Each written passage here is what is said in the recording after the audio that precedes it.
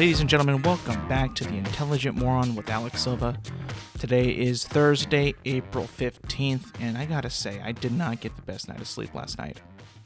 And I haven't been for quite a while. It's weird because I don't go to bed like super late, but I don't go to bed super early.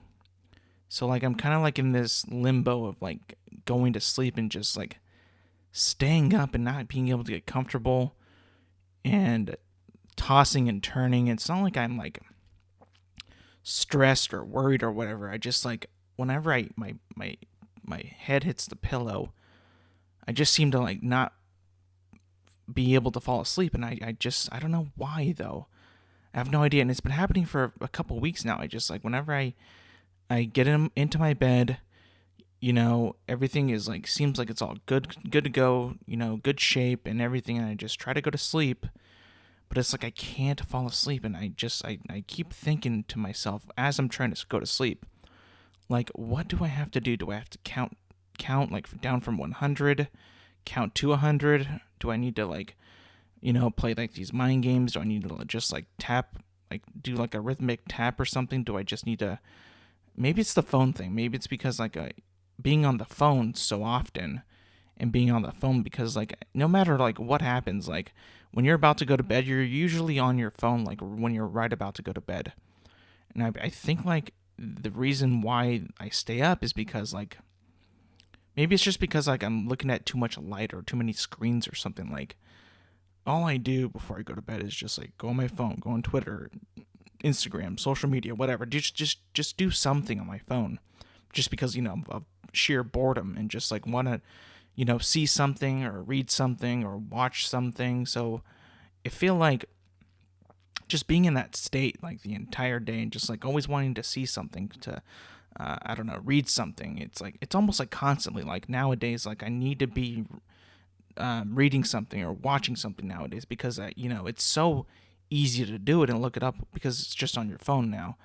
Back in the day, you had to go like even before the internet, go to a library, go to a video store, go to a movie theater just to see something like entertainment, and nowadays like everything is like can be considered entertainment. Like this podcast is entertainment. Podcasting is just like is becoming like a new form of entertainment now. It used to be like entertainment was just movies and TV and music, but now it's like reaching like a whole nother realm of what can be considered entertainment.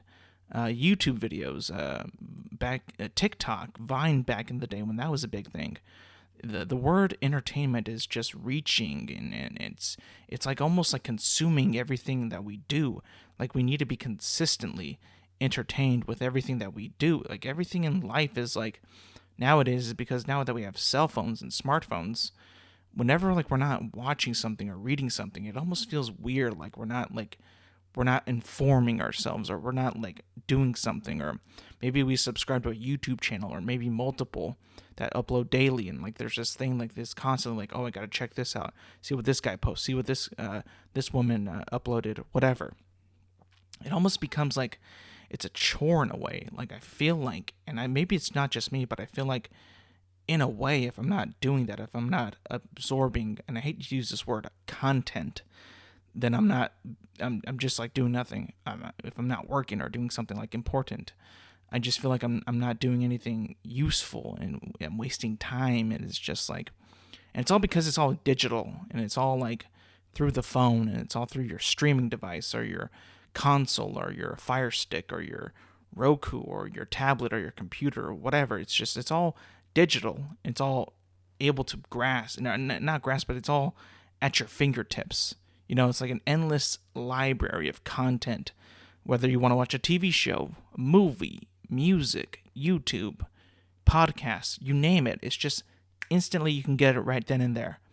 And I think it's because we have all that, at our fingertips and available, that like when I'm like just doing nothing, I feel like I'm missing out on something. I'm missing out on a new story, a new show, a new video, a new trend.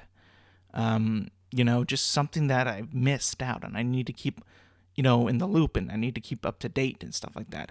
That's why I miss at times physical media, and like when it comes to like a movie or a game or even like a CD, like a or a vinyl or whatever. I don't have those, but I can see like why people would like want to buy them.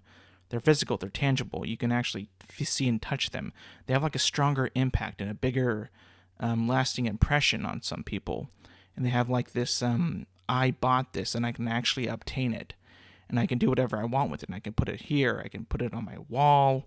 It can go on the shelf. It could be like next to my bed, whatever. It's just, you get this more of a,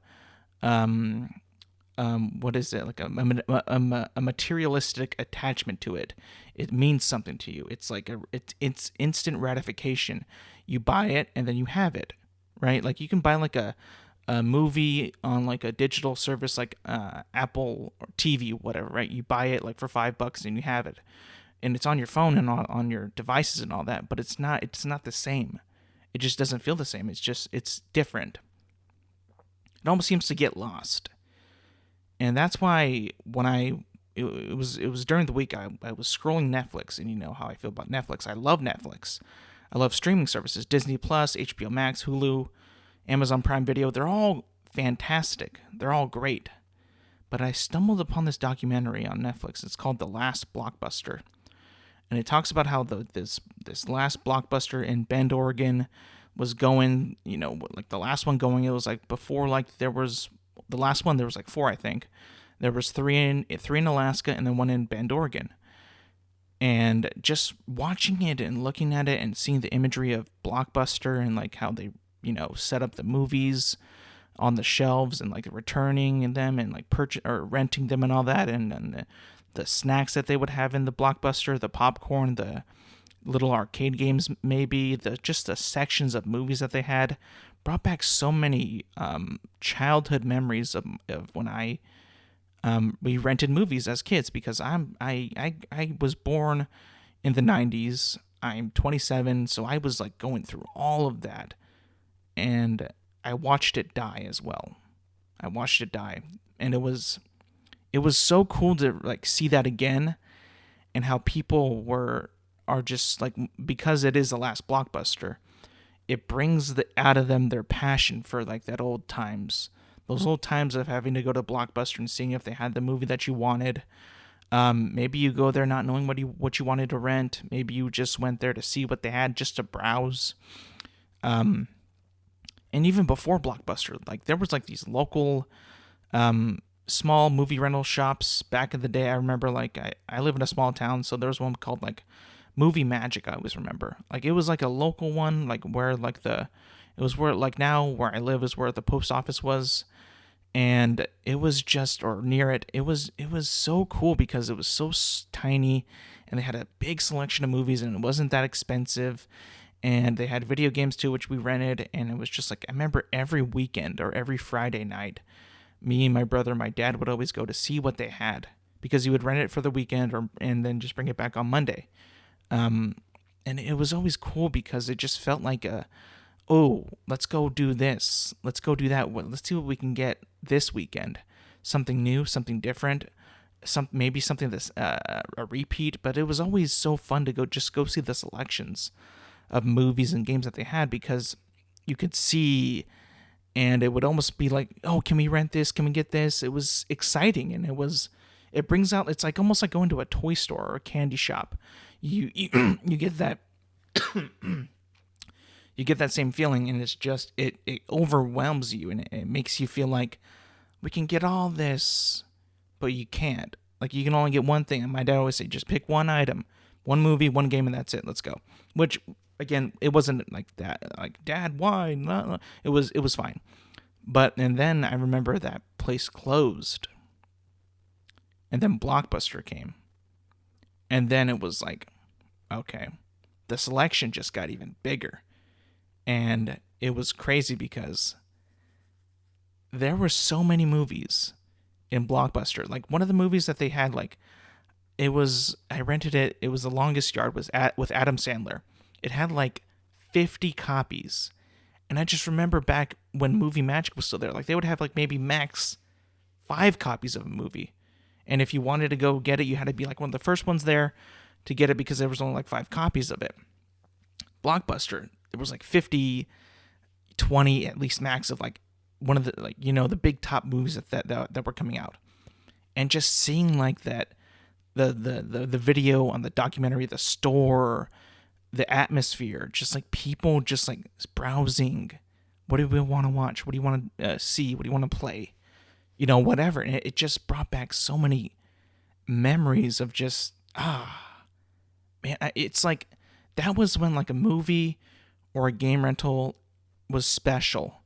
It was special because you had to actually spend your time looking for it, going to the place to rent it and coming back and watching it. And you would always have to make sure, like, oh, you got to bring it back on time to not get a late fee. You got to rewind the tape if you bought it or rented a tape. If you played a game, you can't scratch it, you can't damage the disc or anything like that. You got to be careful, or else you're gonna get like a fee. So it was always like it was like you can't go too crazy about it because it is not your game. But at the same time, you weren't buying the game, because back in the day the movies were like $25, maybe 30. Games were 50, pushing to 60. But it was just like a cool way to go and browse. Maybe you pick something up that you did not expect that you were going to pick up. So there was always a bit of a mystery and a bit of a surprise when you went to Blockbuster or when you went to go rent a movie or whatever. And it was so much fun because you would go with your friends or your family, and they would say, we're going to go, after that, we're going to get some pizza. We'll have a movie night. We'll have maybe just rent like a bunch of movies and just see them all at that same night. It made it fun because you actually had to go there and know what you wanted, or kind of like do some research there, read the back of the DVD or the video cassette and like see what the movie's about. Maybe you could ask one of the employees, hey, what do you think about this? What do you think about that? Well, I like this, or yeah, you like this. Did you like this? Oh yeah, you'll definitely like that. You get a little bit of a communication with that, and you see people and you see what their tastes, and you kind of bond over that. Nowadays, you just, you got Netflix there, Disney Plus, HBO Max, it's all open. You got all these suggestions, and it's like nothing pops out to me anymore. Nothing feels special. Nothing feels like it's worth my time, even though it is, there's a lot of great stuff on Netflix, Disney Plus, HBO Max. There's a lot of great stuff, fantastic stuff, but it just doesn't seem the same. It doesn't seem as special. It seems like I can just, it would be completely fine if I missed it and didn't watch it. It just doesn't feel like it's like I'll be missing out on it. Like when you went to Blockbuster or whatever, you would say, I have to see this now because I might not get another chance to do it. Now that you have Netflix, when it's just always there, you're always like, oh, I can watch it next week. And that becomes next month. Then that becomes next year. Like, oh, I never got to watching that. And like, why? Because there's so much stuff at my disposal. There's so much at it. And it's almost like you think about it like, there's like so much information and so much content out there, entertainment in the world, that we can't even like wrap our brains around. Like, there's just so much out there. It's impossible to keep up with it. It's impossible to watch. Like, I'll tell somebody, hey, check out this show. And then they'll be like, okay, maybe. But then they'll say the same thing. Hey, you should check out this show or this movie. And then you repeat back like, oh, maybe I'm checking this. I'm watching this right now. So maybe later. But it never happens really. I mean, unless you're like, you watch like a ton of shit. Even if you do watch a ton of shows, you're still not going to watch everything. It's impossible. And then the big thing is like, are you going to take the time to rewatch a show? To rewatch a movie? To rewatch a series? Like, I remember like, when The Office was on Netflix, I swear to God, I watched that entire series like twice, all the way through, because I loved it so much. Now, was that considered like a time waste? I could have been watching something newer, something recommended. Nah, in my opinion, no. I mean, I had a good time with it. I think that The Office is one of the best shows out there, but I think that, I could have like watched something new. Probably gotten the same thing, kind of gotten like, taken a recommendation and done that. But, I just love The Office so much, so I just wanted to watch it, and it was worth it. It was so worth it. But like, it kind of just brings you back. Like, after Blockbuster, I remember like Save Mart and Albertsons had like these little sections of the grocery store that you were able to rent movies out of, but they never rented them for more than one day. You can only rent them for like one night, a day, tops max. And then Blockbuster, you can have them for like 3 days, 4 days, potentially a week. It would cost you the money, but like, you wouldn't have to bring it back the next following day. You could wait on that a bit. And then I remember like CVS had one, the pharmacy had one, and they all had like video Dropbox sections. And then Redbox came around, and that was pretty cool because it was just like a little kiosk. We can go pick up like a little vending machine for movies and games. You can just go there, pick whatever you want, pay there, and then leave. You don't have to go inside. You don't have to see anybody. And it was almost like a bit more of like a anti-social, or just like I said, a video game or movie vending machine. You don't really go there to talk to like, what are you gonna get? Should I get this? You kind of know what you already want if you're at a vending machine. You see it, you know what you want, and it's kind of like that same mentality.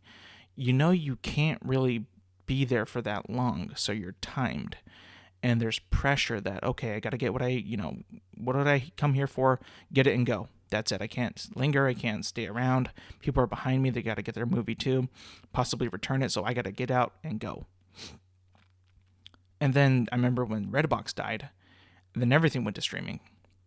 And I remember in the documentary, like, they had the Blockbuster was like also competing in the same way that Netflix was, because Netflix was doing the mail-in DVDs and video games and movies, and Blockbuster tried to do the same thing, and they said, yeah, we can do that too, but we also have the Blockbuster store, so you can go there and you can get them by mail. So they were pretty much like upping Netflix's everything that they did, but Blockbuster had an option to buy Netflix, and they declined. And then when the recession hit in 2008, I believe, that's when Blockbuster just like took a nosedive, and they couldn't recover, and that's why they have like only one left. And then they're also being bought by Dish, so like in the documentary, they had to get like a renewal for their license to keep stay in business, which they did during the pandemic 2020 year. So it was nice to see that happening. And in the documentary, it's cool because there was people from all over the world coming to go see the Blockbuster. There's people from like Canada, Europe, all parts of the U.S. just coming to go see it. And it's so cool because there's so many people that still like Blockbuster and like that movie rental store atmosphere and like that physical media, that physical entertainment, because that should not, because we love physical things. Like, we don't love digital things, if you think about it. Like, for the longest time, I loved my stuffed animal bear, my stuffed Pooh Bear, as a kid. I love this book that I had, the series of unfortunate events. Those books they were the best. And the covers were sick. The hardcover, I got those. I have like all of them in hardcover. They're such good books, but they're cool to look at. They're like it's almost like you got this like physical collection. Like, that's why I love getting like Blu-rays and stuff like that, because it's physical and it just means more to me. The cover art is cool. It looks good on the shelf, and it's just, you can like play it whenever you want. Gotta wait till like it's on like a streaming service. Because like the streaming service thing is like, once they take it off, you gotta wait for it. And like, well, what if you want it now? And I get like it's a whole thing like, well, that's a you problem, but still, I mean, if I want it now, I want it now. I'm gonna play it now. It's better to have it on physical, I think, because it feels right. It feels right. Like, we haven't like evolved into a way like where we don't care about physical media or physical like materialistic things. We still have that in ourselves. Like, some people will buy a car and just feel like this attachment to them, that this is their thing. They love this car, or it could be like a bike, or anything really physical. It's just, we get this attachment to it, and it's like, it's just unbeatable. Digital can't do it. Like, when you buy like a game or something like on, your PC, Xbox, PlayStation, whatever. Digital games are fun. They're cool. They're easy to get. You can get them like that. It's fine.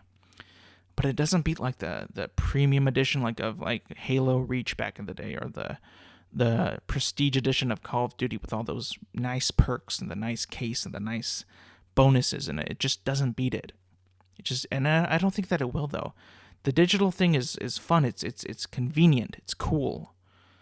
But at the same time, it just doesn't feel as special. It just feels like it's, it gets lost for me. It just like because I have all these digital things, whether it be a game, a movie, TV show, whatever. It just feels like it just gets lost in there. The special attachment is just gone, and you can't really get it back because it's not there. It's in the cloud. It's in your hard drive. You can't touch it. You can't see it. You can see it, but you can't touch it and you can't feel it, and you don't get like this because like when you go to Blockbuster, when you go to video stores, they give you that like the cheap little DVD case with the Blockbuster thing and the weird plastic and all that, and it just feels like you got this responsibility and you got this thing that the company's letting you have for this amount of time to have fun with it, to watch it, whatever. And I remember like when they liquidized in my town, the final day of Blockbuster here, the last Blockbuster, in my area, when they were like saying, okay, everything's going for sale, come down here, buy whatever you want. I bought like 7 movies there when they were liquidizing. I remember one of them was Saving Private Ryan, and the other one was The Longest Yard, because I love those movies so much and they were just there and they were so low priced. And I was just like, yeah, I'm taking this. Let's go, man. Let's get out of here. I got what I wanted, but it's sad that Blockbuster is leaving, but like, damn, I'm going to take these because I want these. Physical media, bro. It's the king. It still is king. And we can't lose our sight of that, because what if we get to the time point where studios and who make movies decide to not make physical media anymore? What if they decide not to make a Blu-ray or a 4K Blu-ray or a 8K or even just a DVD copy of their movie anymore? That's going to happen, bro. It's going to happen, and unfortunately, it might be happening sooner than later, so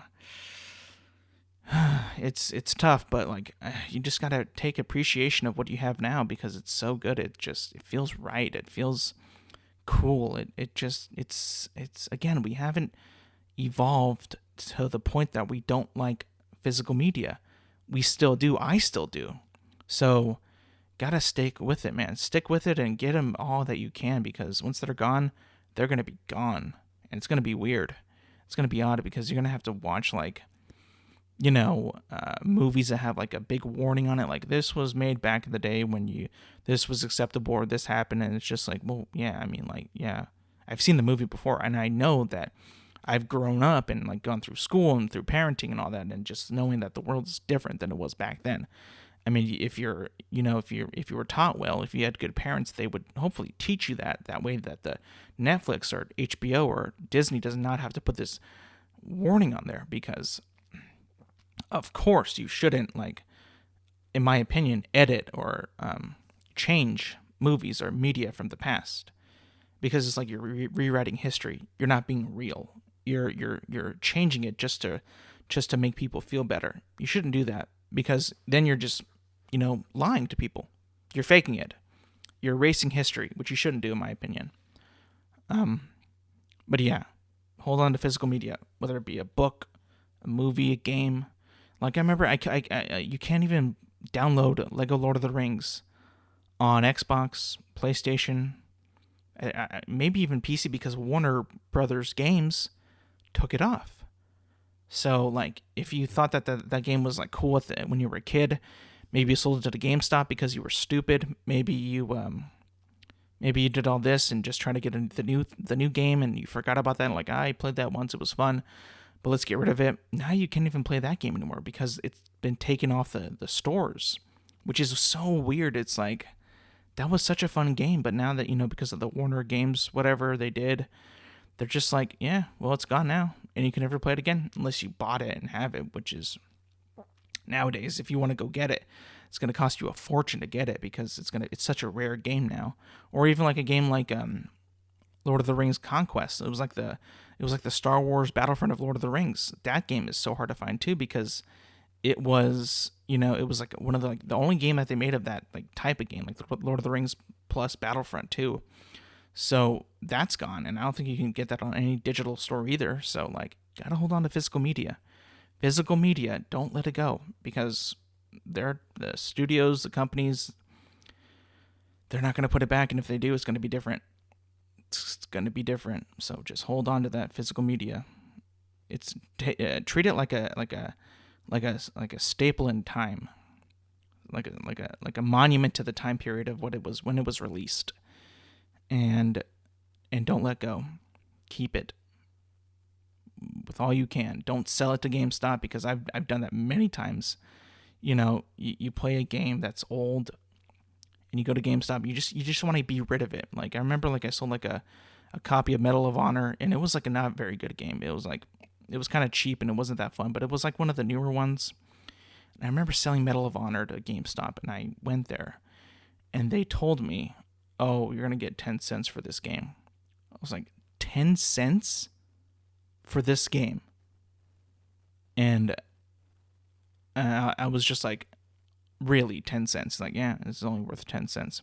I mean, if you have a rewards card, you can get like an extra 5 cents or an extra 10 cents, but that's it. And I can't remember if I sold it or not. I want to say I didn't, but I might have, I might have, but I probably didn't, because out of sheer anger, and just said, "Nah, bro, fuck off," and took it back, because that was just ridiculous, man. Ridiculous. Like 10 cents? Are you kidding? How is that even possible? Like that is like robbery almost. That's pretty much robbery. Like there's no way you can sell any game, you can buy any game from anywhere for 10 cents. Like you can't even buy like a Mario Game Boy cartridge for like 10 cents. It's impossible. I doubt you could. There's no way. Like, and that game wasn't even that old. 10 cents, my ass. Horrible. In more disturbing news, concerning news, this week there was in New York, there was a bit of an NYPD outrage about not about a cop or anybody, but like just what they saw. And the NYPD was using a robot dog in a situation. Somebody was like, they called them and they said that this person had a gun he was holding on his apartment, and he was just like not complying or whatever. And then they got him, but they brought like a robot dog. And it was freaky to me, because I've seen these dogs before. And if you haven't, they're the Boston Dynamics dogs. And if you just Google Boston Dynamics on YouTube, and you can get a whole, what they look like and what they do. Basically, it's like this 4-legged robot dog type thing. It moves kind of funny, but it moves. It doesn't really need assistance. It does it on its own. It's fine. It can do it, whatever. But it's just, and they put it with lights, cameras, and AI in it, artificial intelligence, and it seemed so weird, because I've seen the videos and they do them like in their lab and in their facility, but like seeing it in the field and using it in practice, whether it be like with the police department or the military or whatever, it strikes a weird chord with me. It makes me feel uneasy. It makes me feel worried. It makes me feel that something, maybe this shouldn't be happening yet. Maybe it shouldn't be happening for a while.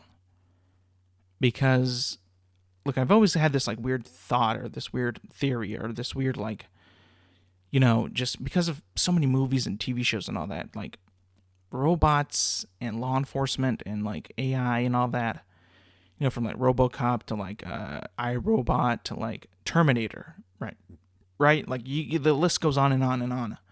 But like those always end up like bad situations, like bad circumstances, bad outcomings, because I mean, like there's always like a big hacking, or like just a malfunction with the AI, or just like something like just goes wrong every single time. And watching that happen, I was just like, this is like the first step.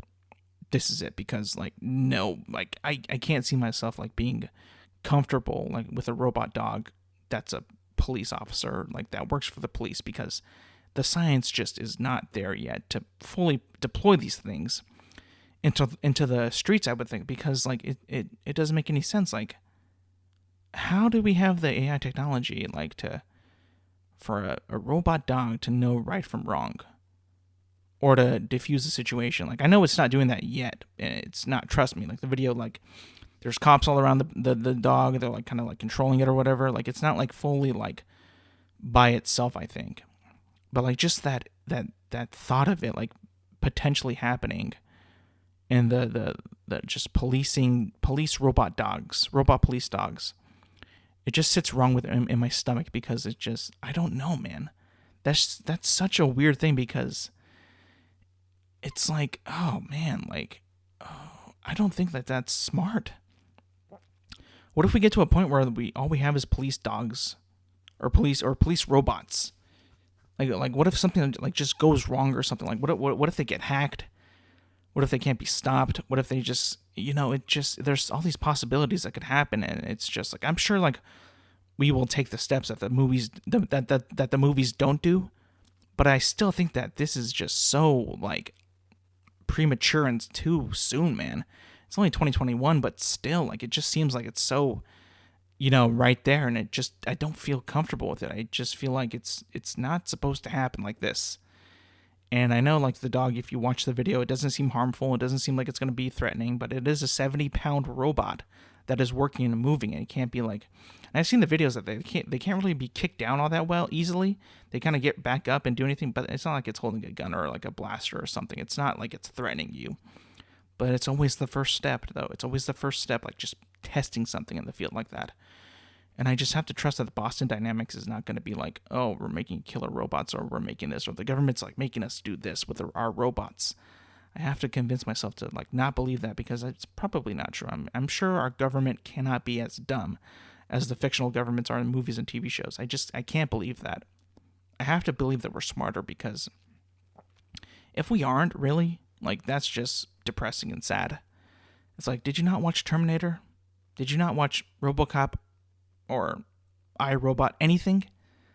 Are you not paying attention? And it's just like, look, I don't think it's gonna happen, but like just seeing that is kind of it's bizarre, it's worrisome, it's concerning. I don't like it. I really don't like it. And maybe you do. Maybe you might say, yeah, we need robot police dogs. We need robot police. I want to see that. Well, maybe it could be good then. Maybe it will be good. Maybe it'll serve a good cause. Maybe it won't be a bad thing. Maybe. There's always that maybe that it won't be bad.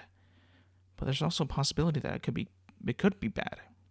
Anything that can happen will happen. I can't remember what that law is, but I've heard that many times. Like if it can happen, it will happen.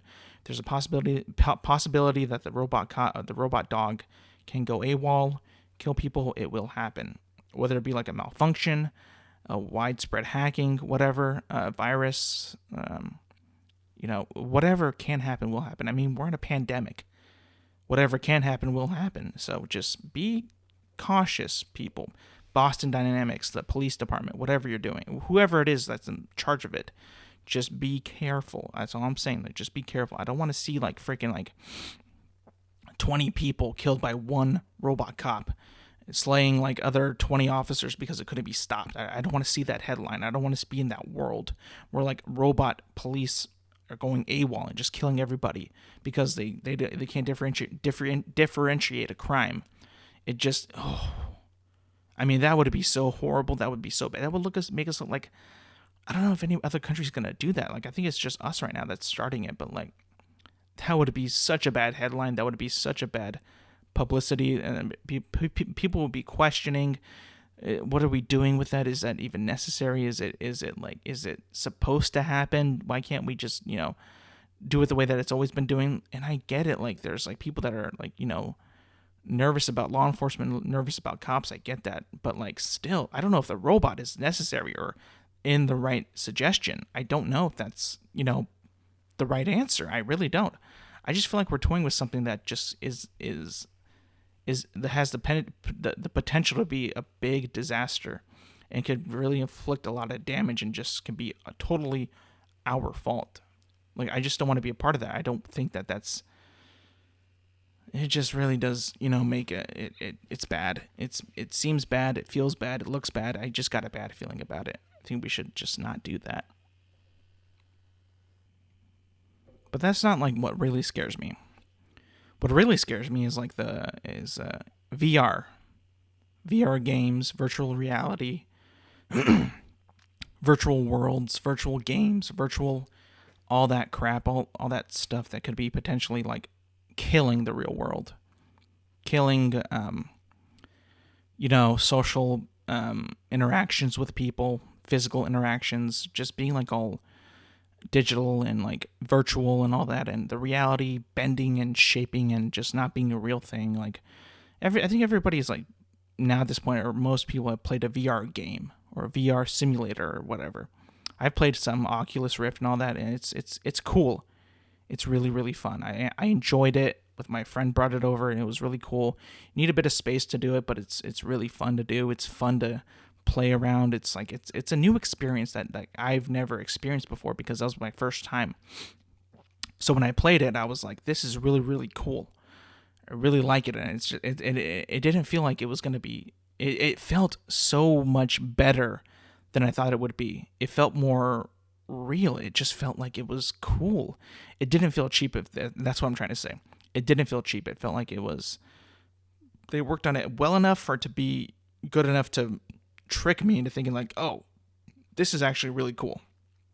It was fun to play because I always had this feeling like virtual reality games were going to be like, it's a bit too soon. The technology isn't there yet. It's not that immersive. But when I put it on, the headset, the glasses, the face piece, whatever you want to call it, and get the controls, and you play it, it's really, really cool. Like I remember that it was this game called Super Hot, and it was like it was like this slow motion, almost like a Matrix simulator type thing, and it was so cool. It was so like fun, and it got me to thinking like, and I've been hearing other people say this and like talk about this and question it and wonder about it. Like, what if like in the future, like we're done with this world, like almost like a Ready Player One thing, like you no longer live your life in the real world. You live it in a virtual world with a virtual currency and a virtual housing and a virtual life and like a dating experiences and all that. And everything is just like virtual and everything is like in a big world, like, and you can just like, set up, lock in with your headset, your face gear, all that, and just like go and do whatever you want in that thing. Like almost, yeah, like a Ready Player One. Now, I don't think that we're even close to it, but it's definitely a possibility where that could happen. And if people are just getting like even like lazier and lazier, like we are, that could be like a big thing where companies are just going to be like, well, everybody's so lazy, let's just do a virtual world, virtual reality. Let's just do that. Let's just go all in because like everybody's just doing that. And if we can put like a currency thing like that and or buy things and make them look cool, like in the virtual world and do all that, then why not do it then? Why not do it there? Like that would be like such like a big miss for them. I feel like that if they don't do that, it's just like it's about to happen. It's bound to happen, I think. Like there's always this possibility that like companies and all that are just like they want us to go into these weird trends and do all these weird things like that. It's almost like they're just like making it so they can keep their companies afloat, keep the money flowing. Like if you think about it, like one of the main things that I think that really altered the way that we thought about consuming items and consuming food in a way was, I think, in my opinion, it was the diet soda. When they made diet soda was one of the things like, oh, well, they want to be healthier. We'll just make something that's, close to what we already had so they don't have to stop drinking what we have. So they don't have to stop buying what we sell. Because Coca-Cola is like, oh, we sell soda and we have water. We have water. But we're not going to stop selling soda just because people want to be healthier. And if they don't want to get water, we'll just make a diet soda. And you just think about it, like, diet soda. How are you going to make soda diet? Like, soda is sugary, carbonated, it's sweet, it's full of corn syrup and all that. How are you going to make that diet? Like, what do you do? And eventually we get to this point where you can drink like a Coke Zero and it tastes just like Coke. It's just like these companies will adapt to anything. They will make something, just to make it.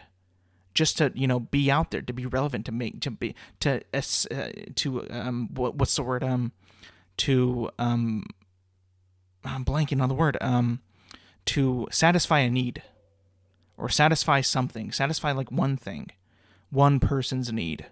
I remember like everybody like back in the day, because like if you knew like somebody who was like a diabetic or had problems with their sugar or whatever, they would always be drinking diet sodas. And America is like one of the fattest countries in the world. Diet soda just exploded. Everybody was drinking Diet Coke, Diet Pepsi, Diet Dr. Pepper, Diet everything.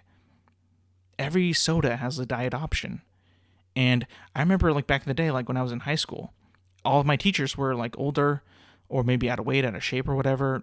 They all drank diet sodas. So that whole like notion of like, oh, like I don't want to drink a sugary soda. It's so fattening. It's so much sugar, so many, calories, whatever. And then the company's just like, okay, we'll make a diet soda without sugar, with this fake sugar that's, in my opinion, could be worse than actual sugar. And I know that like sodas nowadays don't even use like actual sugar, use like corn syrup and all that. But like, it was just like, it's so weird how like a company would like just shift and put out something that, because like a change in the consumers, like, oh, I don't want to drink soda all that much, it's so bad for me. Oh, well, how about this diet soda? It's not as bad. No sugar, no carbonation, no caffeine. Go ahead. And then you just buy into it like, oh, well, it has no sugar, so it must be better. No caffeine, it must be better. But then you think about it, like, what do you think that they're using? Or what do you think, like, I'm sure it's on the back of the can, but like, that there's got to be something weird when they go out of their way to make something that tastes like it, but not have anything that the other soda has that makes it taste like it. Does that make sense? Like, it feels so weird. Like when people just like make something to emulate or make it taste like the original. Like it doesn't feel like, it just seems worse to me. It just seems like, it's like, why would anybody want to eat that? Something that's so manufactured to make it be close to what the real thing is. That it's so, and I'm not saying that regular soda is not manufactured. It is, but like just manipulating the sugars, using weird chemicals to make it taste as close as it can to the actual soda. That it's just like, it goes over your head. Because everybody's like, oh, what if it was just, it's nothing, no sugar, it's fine. I'm healthier. It's like, are you really? Are you? I don't know about that.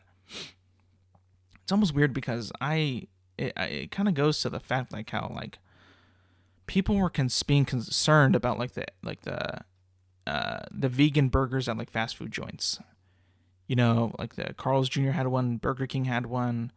I think McDonald's was about to have one, but like people were kind of like questioning like, well, your burgers like in general aren't that good, aren't that impressive, aren't that like, I wouldn't call them like super quality burger, like beef. So, and like the way that you make the burger, like I've heard like people say like, yo, this Beyond Meat burger from Burger King or Carl's Jr. tastes better than the actual 100% beef patty that they have there. And I'm like, what? How could that be possible? How is that even a thing? That should not be a thing. They're like, yeah, bro, it tastes so much better. It's juicier. It's got more flavor. And like, I'm thinking to myself, hold on, this is a fast food restaurant. Can we? I mean, like, that should be a red flag. Like, wait a minute, there's got to be something in this Beyond Meat burger that is making it taste so well. Can't possibly be better than actual beef. I'm just thinking like, wait a minute. You're just making this burger taste like, whether it be like fillers or like, flavor enhancers, MSGs, whatever. You're making it taste so much better than the actual beef. It's scaring me. It's almost like a Frankenstein monster type of thing, but better, because Frankenstein is not going to be dumb or stupid. He's going to be smarter than the actual patty better tasting, better flavor, better savory qualities. Maybe it's like not as, doesn't fall apart as much as the actual beef. Maybe it's more of a consistency thing. Maybe it's just, it doesn't like, I have no idea, bro. When I saw that, that was literally scaring me. It was scary because people were writing articles about it. People were actually thinking about like taking a step back, like, hang on, guys, hang on. Like, we know that McDonald's doesn't have like the best meat, or Burger King doesn't have the best beef. It's fast food, by the way. I mean, they can sell like a burger. I think now they have like a double cheeseburger, double Whopper, or whatever for like $1. $1. So you think about it. Wait a minute. If none of this is beef that they say in this burger, this patty, and it tastes better than the actual beef patty, what the fuck is in this thing? Like, you have to take a step back and just say, like, hang on. Like, I know it's not real beef, but it tastes better. What are you guys doing? What do you guys do? And I think, like, if you actually make, like, a veggie patty or a vegan burger, you know, I've seen enough videos on YouTube and all that, and I've seen enough people saying that how some vegan food is terrible, some of it is great, some of it is bad. But I've heard, like, a lot of the things that they don't like is their imitations of meat, and it's just, and from what I hear, it's like a split down the middle. Like, it's either good or it's putrid and bad. It's not edible. They don't like it. You know, I'm not saying that you shouldn't be vegan. If you want to be vegan, be vegan. But I'm just saying that there are some vegan foods that I've heard taste awful and that just taste bad, have a bad taste in the mouth, and you can tell that it's just like not meat, and it's not, and which is fine if you don't want to eat meat. Again, you're a vegan, you don't want to eat meat, you don't have anything to do with meat, fine. But if I was going to try it, I was going to eat it and see if it, you know, because they're trying to make it taste like meat, and trying to make it feel like meat. But it's almost like, why would I go for that option? And I know it's more than just like a meat thing, and it's like a whole animal rights thing and all that, and I get that, I understand that, but it's a slippery slope. It's a slippery slope. Now, I'll leave it at that. But maybe if I did try it and I had the Beyond Meat burger, the everything burger, whatever, and if I tried it and if I actually liked it, I got to tell you, I might be a bit concerned. Just from my personal experience, because, you know, you go to Carl's Jr., you know it's not going to be like the best burger you've ever had in a fast food restaurant. You know that. So if you have that and it's like, oh, this is banging, like this is better than the beef, like, hold on. There could be stuff in there that, you know, that are making it taste a lot better than it actually should be, because it's not beef. We don't even know what it is. I mean, yeah, I feel like for the fast food, like a vegan burger, you know, if, like, you know, made with like tofu, soy, vegetables, fuck, whatever, that's got to be expensive. But if they can sell it at that low of a price for fast food, you gotta think that it can't be that good of stuff in it. You just gotta think, like, I would always think that a vegan option of anything would be more expensive, because you have to, again, if it is a meat, you know, like a vegan steak or vegan burger, vegan taco, vegan hot dog, you have to fake it. You can't make it actual hot dog. You can't make it a burger. You can't make it a steak. You have to fake it. And that's always kind of weird about that. I'm gonna bash a vegan a bit. But again, I don't have a problem with you guys. I don't have a problem. I'm confused. You're so disgusted of meat and consuming meat. Maybe even like seeing like a cooked piece of steak that might even get you disgusted, get you riled up, whatever. But yet, a lot of the things that you make are just imitations of meat. So I feel like it's a bit of I don't know what it is, man. Because like we're humans, we have molars, we have like these big canines, we have like teeth that are made to eat plants and animals. We're made that way. So I think like it's like, maybe it's like a biological thing that we have to like kind of trick ourselves to like eating meat, but like not really eating meat. And maybe that's it. I'm not sure, man. I'm confused, but And I know that you shouldn't just eat meat all the time.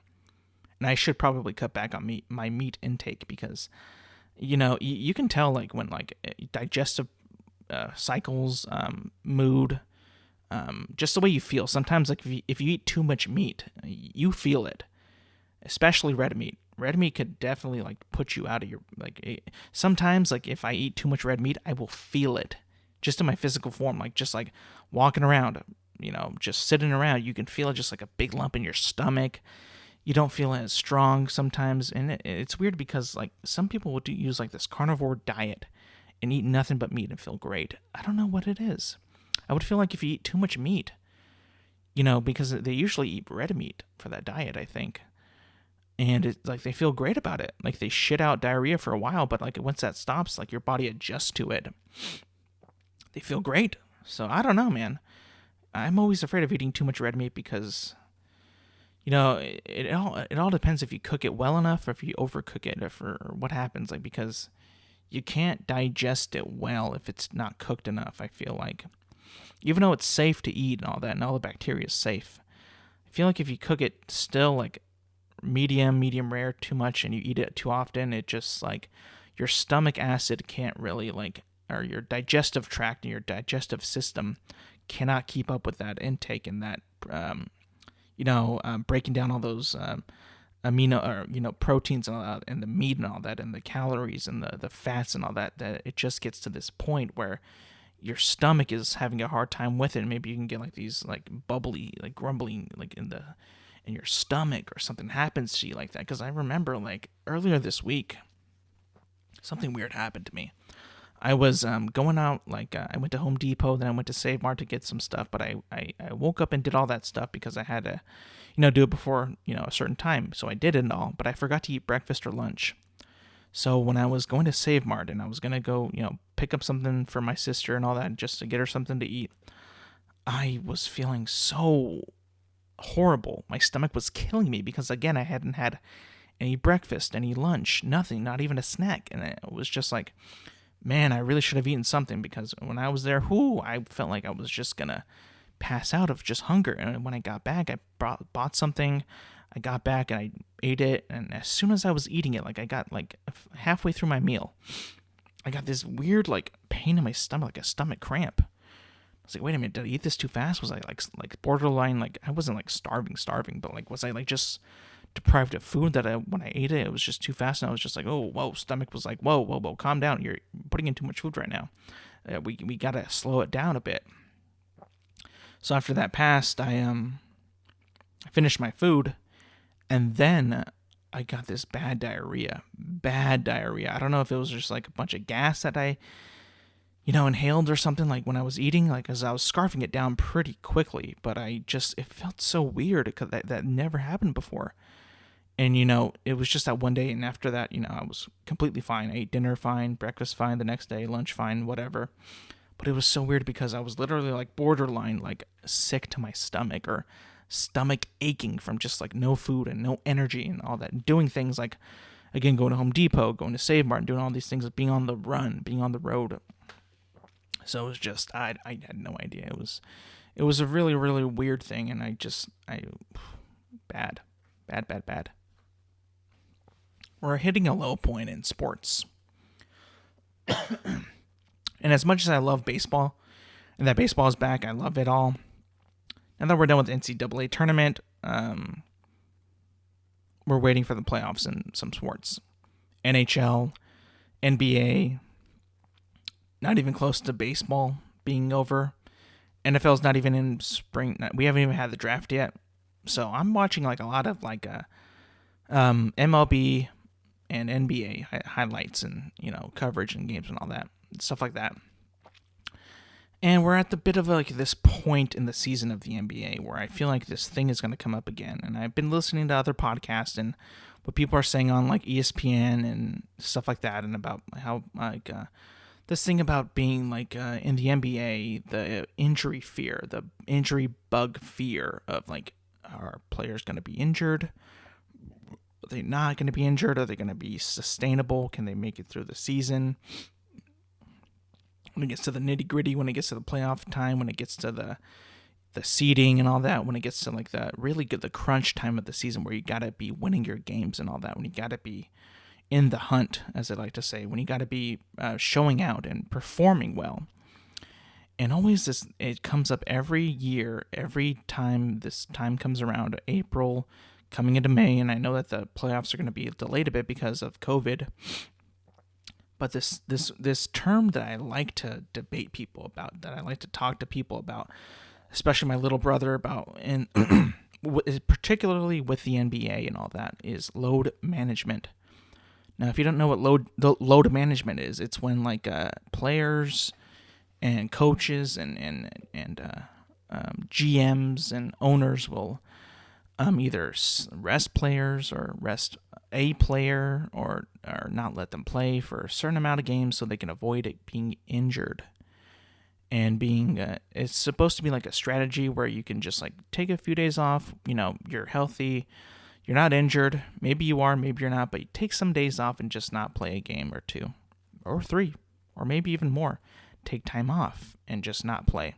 Because again, the NBA season, whether this year is not going to be a full season, it's going to be close to it, but not completely full. It is a long and enduring season of basketball.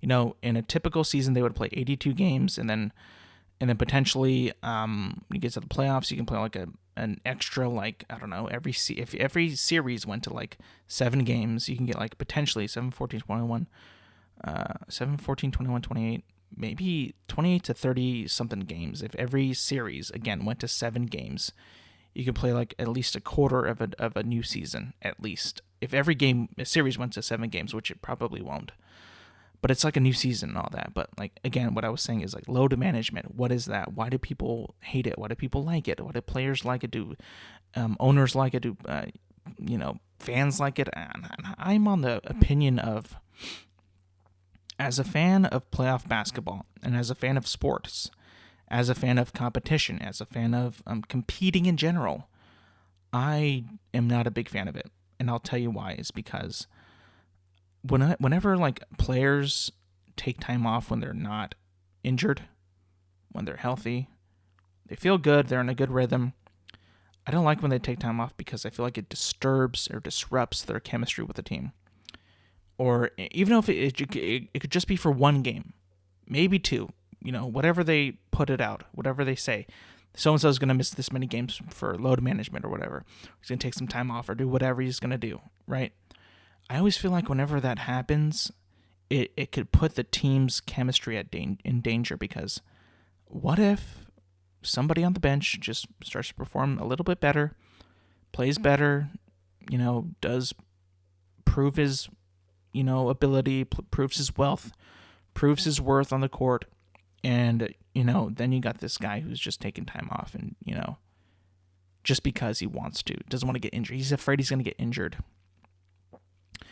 And it's also bad for the fans, because I think that they have this rule now, like if it's a prime time matchup or it's a big anticipated game, they can't take the time off because of the fans. And now that the fans are coming back to the games, you don't want to have like a fan who loves like LeBron or Kevin Durant or Kyrie Irving or James Harden or somebody like that, and them not play the game.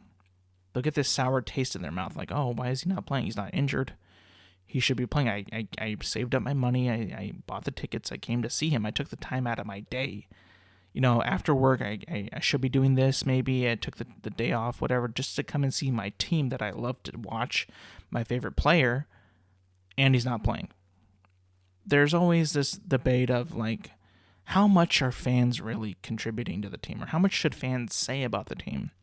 How much should fans be involved in the team? Maybe if anything like that. And I feel like it's a big disservice and a big slap in the face if players or owners or whatever talk ill of fans.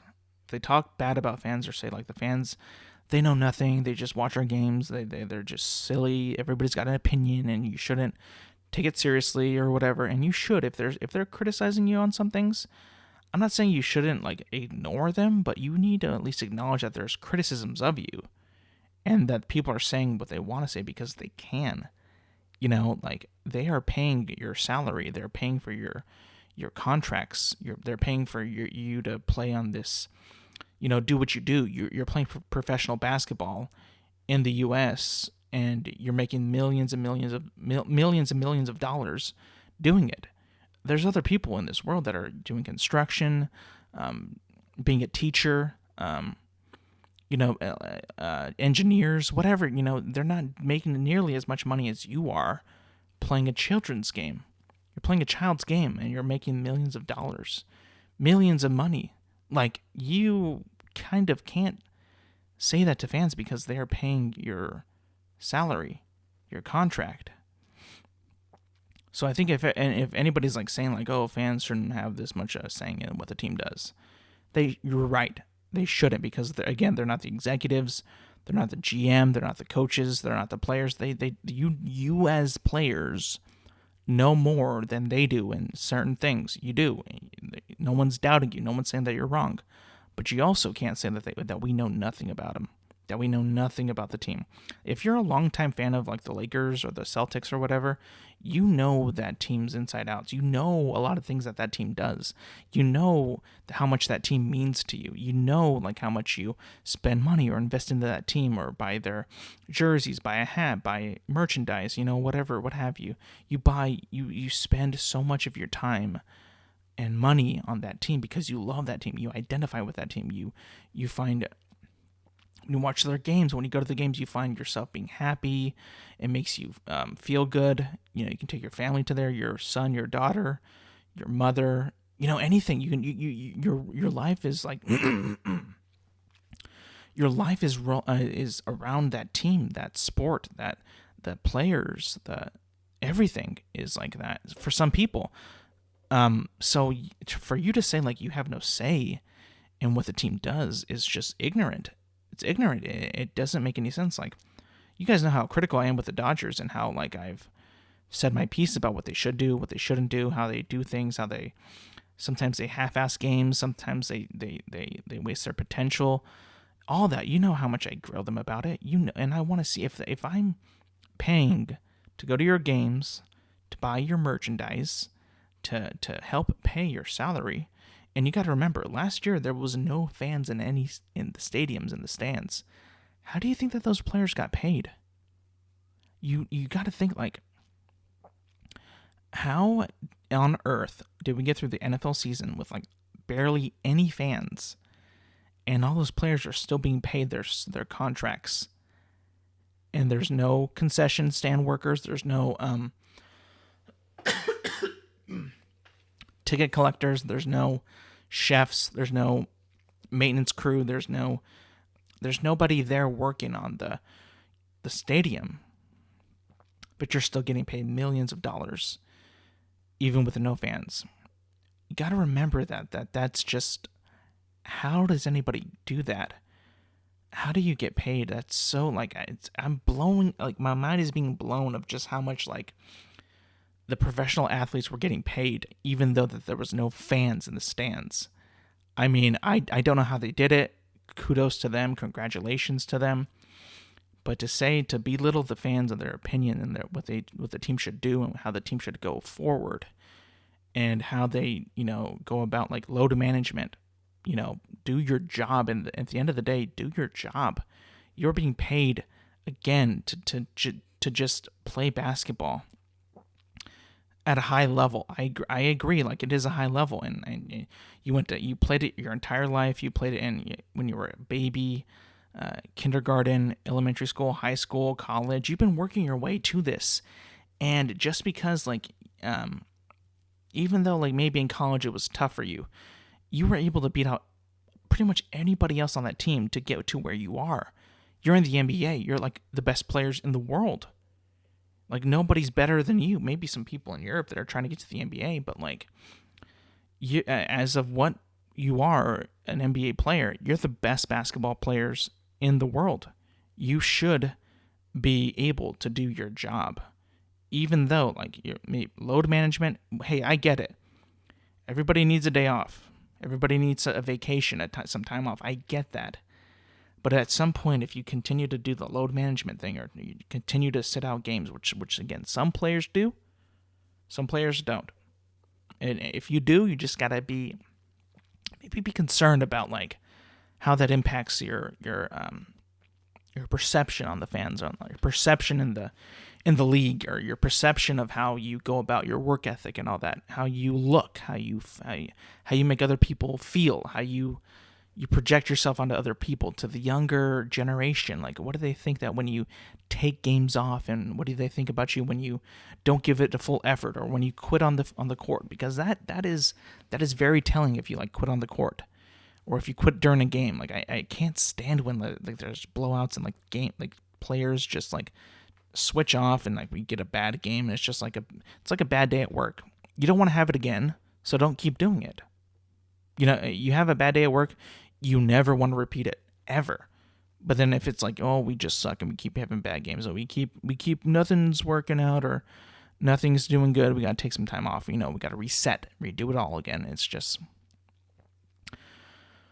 they need to be held at a higher standard, much higher standard, and be better, and just not try to be. Like, I get it. Like, there's a lot of pressure when it comes to pro sports, when it comes to expectations, when it comes to performing at a high level. I get it. There's a lot of pressure. But at the same time, the reason why you got to the NBA, to pro basketball, is because you could handle that. You beat out everybody else in college. You had the most talent, maybe not the best work ethic, but you had the biggest talent. Now that you're professional, the work ethic has got to be molded and crafted. Like, if you think about it, think about a player who's super talented but didn't get a good never developed a good work ethic. I would say that one of the recent ones that I noticed that was Andrew Wiggins out of Kansas. He had such great talent at Kansas. He had a lot of good. He was a superstar. He was athletic. Had a great shot for the time. And then when he got to the NBA, his quality dipped, because I feel like he just didn't take it so seriously and didn't put in the work, and relied on his talent to bail him out of things, which he did for some games he did, but like, you can kind of tell, like, the NBA kind of ate him alive in a way, because it's all about work ethic and being like dedication and working hard and putting in the reps and putting in the work. And you can just tell, like, with his free throws and his jumpers and his passing ability and his decision making, and it didn't translate to the NBA, which is sad, because you never want to see that happen. Like, they would call it a bust, if a player didn't do well. Like, you can think of Jamarcus Russell for LSU when he went to Oakland. Great talent, great quarterback, great arm, great could do it all in college. Gets to the NBA, slacks off, has all this money, has fun, but doesn't perform on the field. And you're not going to last long. You're going to be short. You're going to be an afterthought when that happens, when it's all said and done. You're going to be like, oh, remember this guy? He was so hyped up in college. He was going to be a good player. He was going to do well. He should have had a good career, great career, long career. But it doesn't happen, because some players, unfortunately, rely too much on their talent and don't want to work hard at it. Like, you look at Michael Jordan or Kobe Bryant, or even LeBron James sometimes. Even though, I think LeBron's kind of a baby, you can't doubt that he didn't work hard enough to get to where he is. Now, I agree that he did make a lot of super teams, and he did ride with a lot of good players like Dwayne Wade and Kyrie Irving, Anthony Davis today. So he's not doing it all himself. I wouldn't say that he's not doing it on his own. But again, at the end of the day, nobody in the NBA nowadays is doing it by themselves. Nobody. Everybody's a super team now. And you can bash on the NBA for that all you want. I hate the super teams. They ruined the NBA. They ruined basketball. They ruined competition. I agree with you. But it's not like the players are half-assing it. Those players, LeBron, Kyrie, KD, they all work hard. You can tell. And they all got that from Michael Jordan and Kobe Bryant. Those guys, man, if you watch The Last Dance, Michael Jordan was good, but he wasn't good all the time. As in college, early years in the NBA, he wasn't that great. And it was one of the losses to the Pistons, where he was okay, I know I have talent, but I need to work harder and get better and get stronger to beat the opposition. I need to, because I can't just rely on my talent anymore. I got to be better in all those other ways. And he did it. He worked hard. He worked his ass off. He was in the gym. He did it all. Same with Kobe Bryant when he got into the league. He needed, like, so talented, and he had to work with Shaq. He had to work, like, get a better feel of his players, his teammates. He had to work on that aspect because he was just, you heard stories about them fighting and just not wanting to talk to each other because they did not agree on how they played their game. So you had to think, like, Kobe Bryant had a different battle than Michael Jordan did, and in certain ways. And they all had to overcome and work hard at their craft and maybe even expand their craft just to stay in the league and not just win championships, but to stay in and have a long career in the NBA. And you just have to have the work ethic because it is a job. It is, at the end of the day, it's not just a game. It is a job. You got to play at the best ability that you can, or you will be replaced, or you will be traded, or you will be not even in the league. You might be playing in, like, Europe or China or overseas or, wherever. You might not even be playing in the NBA, and you might look at yourself and be like, oh, I did not expect to be playing in Europe. I did not expect to be playing in China. I did not expect to be playing, wherever I'm at. I always thought I would be in the NBA. So, again, back to load management. It's all about, like, this. If you can play, I say you play. If you can't play, don't play. But also, if you have, like, this thought that, like, I'm going to be injured or I'm going to be hurt, can I sustain the 82-game season? Can I keep playing all this time? I think the majority of the players can. And again, if you're injured, don't play. But at the same time, think of the fans. Think of who comes to watch you. Think of not just like the old people, like the guys who've been there forever, but think of the younger people especially, because you're shaping the way that they look at the world. How they see professional athletes, how they see their role models like LeBron or Kevin Durant or anybody in the league, Steph Curry even.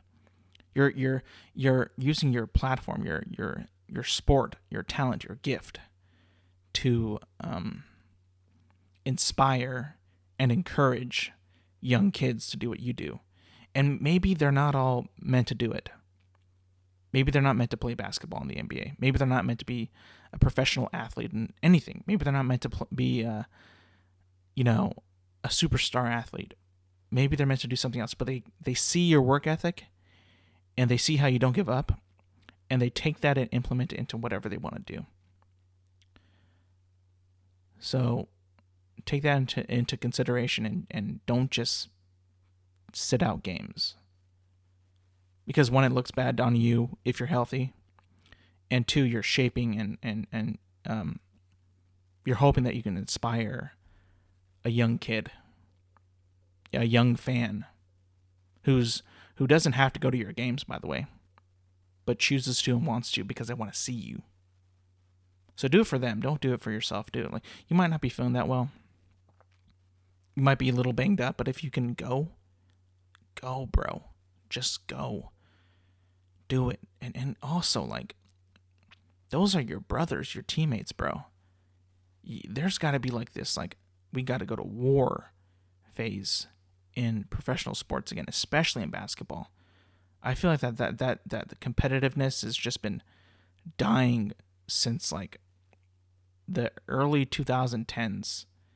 Like, the competitiveness, to me, when I look at the NBA, has just been depleting. People are becoming friends on the other teams and all that. I remember back in the early 2000s, and that would never be a thing, really. That was not really a thing. That's when it was, like, dying. The competitiveness was just dying. Nobody wanted to beat you. They just wanted to play the game, and then after that, we can go chill out and go get dinner or go to a club or whatever and just have some fun. There are some teams that do that. Some players that don't like each other, but still, not as where it was. Not where it was used to be. when you really saw like these people are just like they don't like each other, they're going to war, and like the games mattered, and it was funner that way. It was more exciting. It was the storylines were a lot better. The sport just popped more. It was like must watch TV in a way. Because whenever you see like a jersey exchanges, it's good and all that. It's fun. It's good sportsmanship. But I gotta see a little bit more fight in you. Gotta see a little bit more of a competition and being competitive and actually trying to beat them and get into their head and do all that. And it's sad because I feel like it's leaving us. It's going away slowly but surely. It's going away. And we can try our best to keep it here and bring it back, but I don't think it's possible. I don't think it's possible because I think just everybody just wants to be your friend. They all want this social respect. They want this clout. They want to be with you. They want to be, oh, I want to be with this guy. I want to do a partnership with this guy, do a sponsorship with this guy, do a collaboration with this guy. You see this all the time nowadays. Like, I mean, look at the commercials now. Like, look at State Farm. They got Patrick Mahomes and Aaron Rodgers doing the same commercials together. So you know, like, those guys are never going to be, like, super competitive with each other because, like, oh, what about the commercials, bro? Gonna go to the shoot for the commercial for State Farm? Yeah, I'll be there. It's all this the sponsorships, the advertisements, the social media, the branding, the endorsements. At the end of the day, is just making sports more and more corporate. More and more, we can't be enemies. We got to work together. And that depletes it, and that just kind of makes it feel not as fun, not as primal as it once was, not as like a competition, just a friendly pickup game sometimes. And to me, I think that's why some of the ratings go down, especially in the NBA, because it just seems like they're all friends. They're all friends. They're just trying to get through the season. They try to get through without an injury, and I get it. Your health is the most important thing when it comes to sports. I get that. But when it overtakes like this, it's like you're not even hurt, dude. Like, play. Like, why are you not trying? You're not hurt. Play. I remember like maybe 3 or 4 years ago when like Kawhi Leonard just bailed on his team, the Spurs, when he was in San Antonio. Like, he got his quad hurt for like maybe like the end of the one season, then he came back. And he just like was like, no, my quad hurts. It's bruised. It doesn't feel right. I feel bad. Like, and everybody was saying like, bro, Kawhi, this injury has been healed for months. Like, there's not much more that it could heal. Like, it's healed. Like, it's stronger than ever. You've been working out, rehabbing it, whatever. It's like, it's stronger now than when it was when you injured it. So what's the problem? He's like, no, I don't feel like it's strong enough. I don't feel confident enough. I feel like if I do it and if my teammates want me to do it, then they're not putting my health as their first priority, and they don't care about my health. And ever since he did that, and ever since he turned his back on the Spurs, ever since you saw like, back in the day, Tim Duncan, Tony Parker, Manu Ginobili holding meetings with this guy, like, hey, bro, are you gonna play with us? Because we're in a position to make a run here, and you're like by far our best player. And from what the doctors have said, what the physicians have said, the coaches, everybody's been saying like, hey, bro, you're healthy. What are you doing? And then it also gets to like this whole thing, like for me with Kawhi, it feels like it was all his, it was all about his image.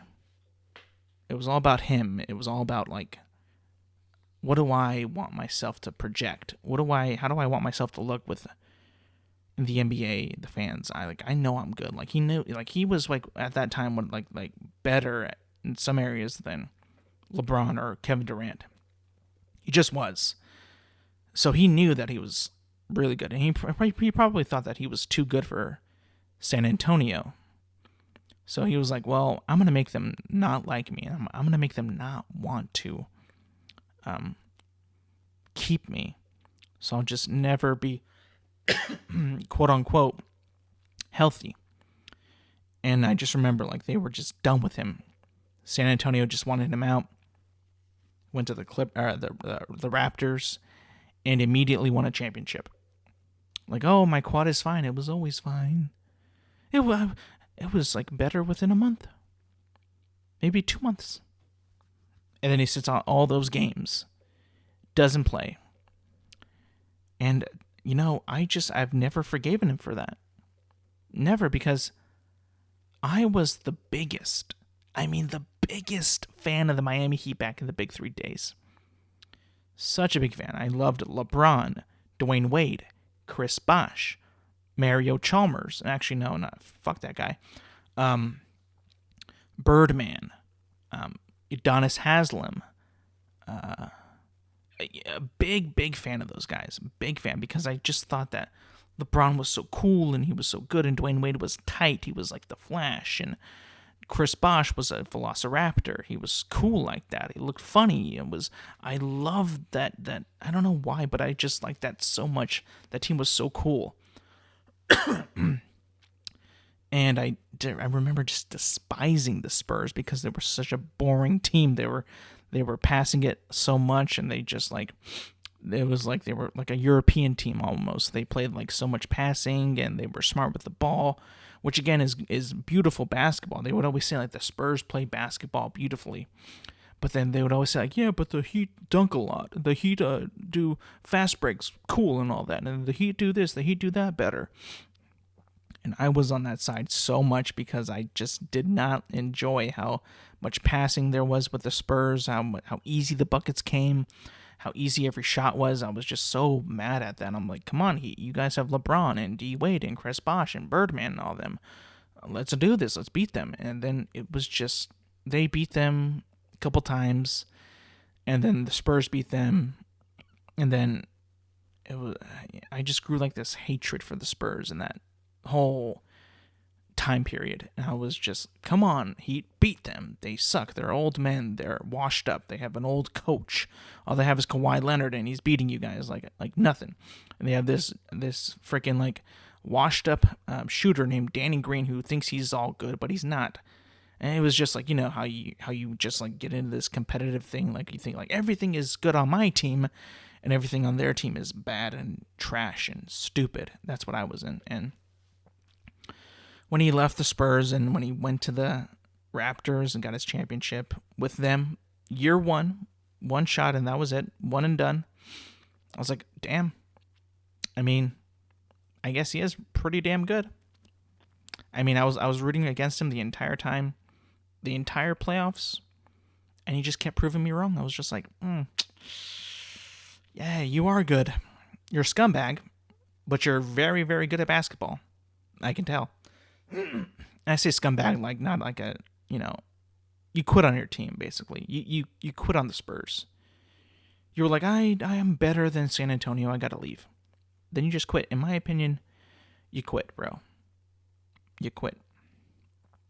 And then that leads to the whole same thing with the how much power should the athletes have? How much power should they have? Because that was one thing. Then LeBron has so much power in the league. Whatever he says goes. James Harden with being holding out of Houston and then eventually getting traded to Brooklyn, getting his way just like that. I'm not going to play.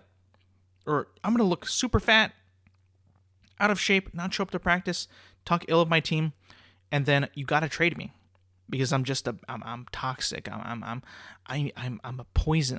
I'm a plague in the organization. I'm gonna make it bad. And it's almost like, okay, well, this guy's a piece of shit. He's totally like taking like out of the team. He's not being a team player. He's doing all these things that make us look bad, make us play bad, disrupting chemistry, saying all this shit in the press conferences. We got to get rid of him. Like if you think about that, that employee is a piece of shit and shouldn't be working because he has that potential to do it to another team and just create chaos. Like if you think about that, how the hell is a player allowed to do that? and still be in the league. That is insane. I mean, you just look at the press conferences talking ill about his team, about other players. Like, yeah, we're just not that good. We're not a good team. Like, bro, you're disrespecting everybody. The head coach, the players, the staff, the assistant coach, the owner, the GM. You're disrespecting everybody. You're throwing everybody under the bus. Like, dude, I thought we were in this together. We're a team. You signed a contract. So I'm thinking to myself, like, bro, professional athletes nowadays, like, back then they knew that it was a job and all that, but since I think it, like, now, like, endorsements and social media, they got a platform, they have all these fans. Like, you go to, like, James Harden's Instagram, he's got like millions of fans, and I'm talking like maybe not as much as LeBron, but like millions of people are like following him. They like him. He's an influencer. They like what he does. So it's like, I get it, bro. You got like all these people behind you and you got all these fans about you, but like, you feel like a king almost. Like, I'm above these peasants. I'm above the organization. I'm above the coach. I'm above the owner. I bring the people to the arena to watch me play. I'm above all of them. And it's like this elitist mentality is taking over sports, and it's just like, this is not good. Like, I get that you have, like, you're not just an athlete, you have your opinions, you have your stances on things, and I get it, but like, when you show how much power that you have on an organization, that you can just like literally talk bad about everybody else and get traded and everything is fine, like, I don't get it. You guys have so much power. It's scary. Like, I mean, I don't get it, dude. I don't. And maybe it's because of the times like that we're in. Like, back in the day, like, there's no way an athlete would have done that back in the day, because they knew that they had the job to do. And I think it's because of social media and endorsements and sponsorships and advertising. They think that they're just more than what they are. They think that they're gods among men. They think that they have to, the league abides to me because I bring in the fans, which again, they do. That isn't true. That isn't wrong. That's not false. They do bring the fans. Like, you can talk to anybody. All these people who love LeBron will go see a Laker game. All the fans of KD will go to see a Brooklyn Nets game. They will bring in the audiences, and the league should respect them on that, because they do. But still, you're an employee of the NBA. You're not. You can't have this elitist, entitled mentality. It doesn't look good, and it makes. Personally, I think, like, when players do that, they lose fans, because they get this, they project like this big, it's all about me, aura around them.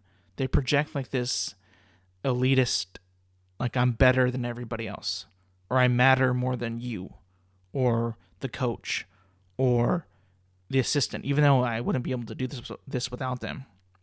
I'm better than you. I'm the reason why the fans come. I'm the reason why we make money. And I'm the reason why we, get to the playoffs, and I'm the reason why we're this good.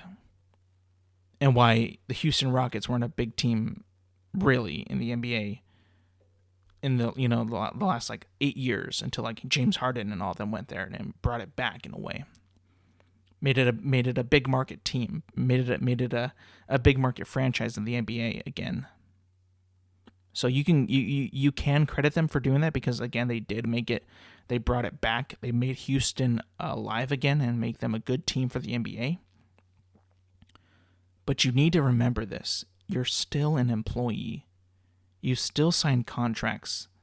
And to think that you're better and above those contracts, and that you can just say whatever you want and be an asshole and be a bad sport, again, turn your back on your team, lose friendships, lose trust. I mean, is it worth it? I don't think so. So I think that's also another big reason why the ratings go down, or why the ratings dip, is because everybody in the NBA is a diva in one way, shape, or form. They're all kind of divas. All of them are divas. You know how in football it's like always like the wide receiver or the cornerback that's a diva, because they believe like, oh, I make the plays, I make all the, I do all this, I do all that, I make the team, I'm the heartbeat and soul of the team, and I'm the flashiest player. I'm not the running back. I'm not the. You never really see like running backs or quarterbacks or linemen or linebackers say that. It's always like the wide receivers or the cornerbacks. Maybe a safety, maybe, but it's like even like when a team is losing bad, like maybe like 7-21. And they're running out of time, like maybe like 2 minutes left in the game. They'll make one play, and they'll be like, oh, yeah, it's all me. They'll be like, oh, yeah, I made that play. Fuck you, yeah, bro. Like, why weren't you making those plays back in when the game was close? Like, what is this? This diva mentality in sports has got to go. Because I think that is why ratings go down. Is because regular people like me and you, who just watch it for fun, for entertainment, who see these entitled people not bring it or not show passion or not care about it. When that happens, and when you see that, it brings a distaste, and it taints competition. It taints the sport. It taints why are we even playing the game? Why are we even playing? Like, do you even care? And if you don't care, why should I care? It's almost like how you want to be treated. Like, do you want to be treated right? If so, you gotta treat me right. Then I'll treat you right. It's like that. If you want me to care about my team, then you gotta care about the team too, and you gotta care about me too. So it's all this back and forth of who. Can we all care about the same goal? Can we all be focused and have the same sight, the same end goal, the same result that we all want? Can we put our differences aside, come together, and not think it's all about me? Think that it's, because I hear people say like, reasons why the NBA ratings are so down. Why they've been going down is, besides like the fact of like, social things and all that, everybody has their opinion. That's fine. Everybody has the right to say their opinion. But I think that the main thing is like just seeing like these players, these professionals act the way they do with the team, about the team, and just like not caring. You could be the best player, the best athlete, most talented, freakish abilities, but if you don't care, and I can tell that you don't give a damn, I'm sorry, but I'm not going to watch. I could be the biggest fan. I could be a diehard. I could be a season ticket holder. I could be always at the games, bringing people, tailgating, whatever. But if I see you start to not care, I mean, it's just like if you're a teacher or a mentor. If you're trying to help somebody out and you see them not caring or not trying or not giving a damn, then I'm wasting my time. And I'm not going to continue to waste my time. You also you have to know that I'm not a millionaire. I don't make that much money as you. I don't have that luxury. I don't have that, I don't live that life. Everything that I do is the grind that I put forth to get to a game. Just to see you play. You only work an hour a week, technically. Like, a game is like 48 minutes. You're paid to work 48 minutes a night. And that's it. You practice, but like you really show up for the games. And with the NBA, that's 48 minutes. With the NFL, that's an hour. You work 1 hour a week for the NFL, basically. So just show a little more passion, a little bit like show me that you care. And then I'll show you that I care. It's a win-win. If you care, I care. If you don't, then I don't. Well, everybody, I wanted to thank you for listening.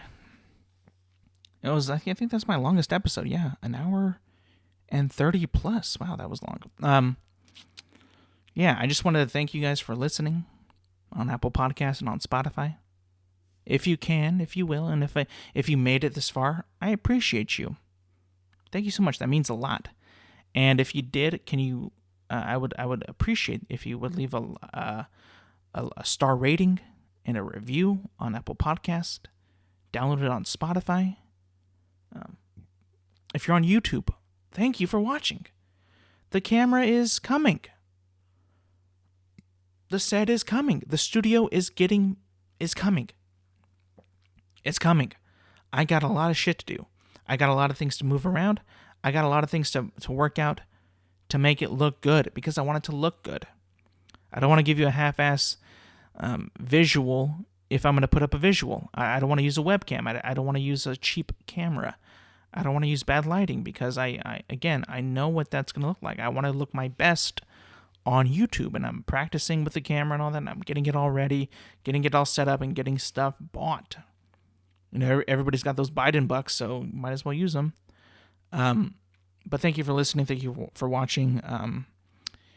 And I just wanted to say, like, if you make it all the way through, and if you make it to the end, that makes me so happy. Thank you so much. Again, don't forget to rate and review. Download them.